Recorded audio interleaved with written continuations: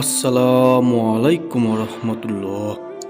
সম্মানিত প্রিয় ভিউয়ার্স, আশা করি আল্লাহর অশেষ মেহেরবানি ও দয়ায় আপনারা সবাই ভালো আছেন, সুস্থ আছেন।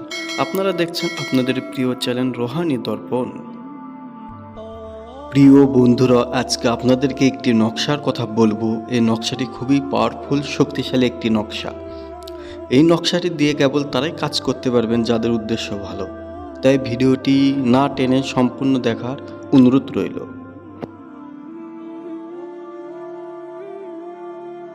এই নকশার নিচে আপনি যার নাম লিখবেন, দুনিয়ার কোনো শক্তি নেই যে আপনার কাছে আসতে তাকে বাধা দিবে। এই নকশাটি খুব দ্রুত কাজ করে বন্ধুরা। এই নকশা দিয়ে আপনি আপনার মনের মানুষ, প্রিয় মানুষ, ভালোবাসার মানুষকে বশ করতে পারবেন। হোক সে আপনার স্বামী কিংবা স্ত্রী, আপনার আগের প্রেমিক প্রেমিকা। আগে আপনাকে ভালোবাসতে, এখন ভালোবাসে না, আপনার কথা শুনে না, আপনি সবসময় পেরেশানিতে থাকেন। আপনি ছেলে হন বা মেয়ে, উভয় এই কাজ করতে পারবেন।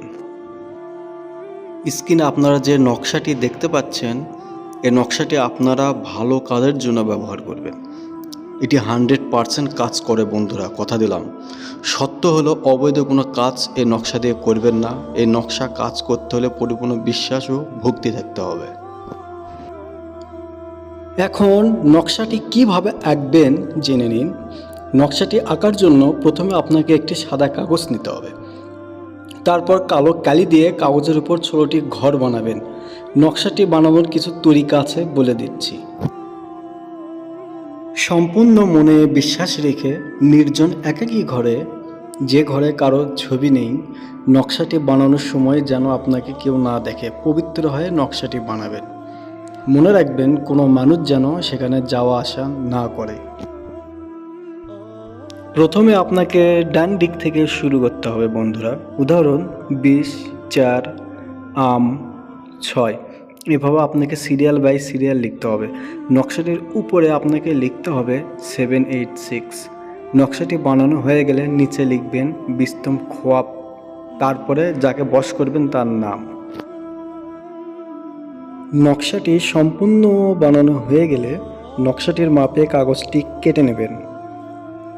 তারপর সুন্দর করে ভাঁজ করে নেবেন। তারপর শক্ত সুতো দিয়ে শক্ত করে বেঁধে নেবেন কিংবা টেপ মারবেন। মনে রাখবেন বন্ধুরা, মনে সম্পূর্ণ বিশ্বাস রেখে কাজটি করতে হবে। নকশাটি কিভাবে ব্যবহার করবেন বলে দিচ্ছি। তারপর আপনি যখন রাতে ঘুমোতে যাবেন, আপনি যে বালিশটি মাথার নিচে দিয়ে ঘুমান, সেই বালিশটির নিচে নকশাটি রেখে দেবেন। সকালবেলা আপনি যখন ঘুম থেকে উঠবেন, বালিশের নিচ থেকে নকশাটি বের করবেন। বালিশের নিচ থেকে নকশাটি বের করে আপনি আপনার পকেটে রাখবেন। পকেটে রাখা সম্ভব না হলে অন্য কোথাও লুকিয়ে রাখবেন বন্ধুরা। রাতে যখন আবার আপনি ঘুমোতে যাবেন, আপনি আপনার বালিশের নিচে পুনরায় রাখবেন। এভাবে আপনি পরপর 3 দিন এভাবে বালিশের নিচে রাখবেন। মনে রাখবেন, আমলটি আপনাকে 3 দিনই করতে হবে বন্ধুরা, একদিনও মিস দেবেন না। 3 দিন যখন পূর্ণ হয়ে যাবে, নকশাটি আপনি মাটির নিচে দাফন করে দেবেন অথবা নদীতে ফেলবেন। বিশ্বাসের সঙ্গে কাজ করুন, 100% সাকসেস হবেন ইনশাআল্লাহ। অনুমতি পেতে হলে ভিডিওটি লাইক এবং চ্যানেলটি সাবস্ক্রাইব করুন। যারা সাবস্ক্রাইব করেছেন তারা কমেন্টে লিখুন অনুমতি দিন।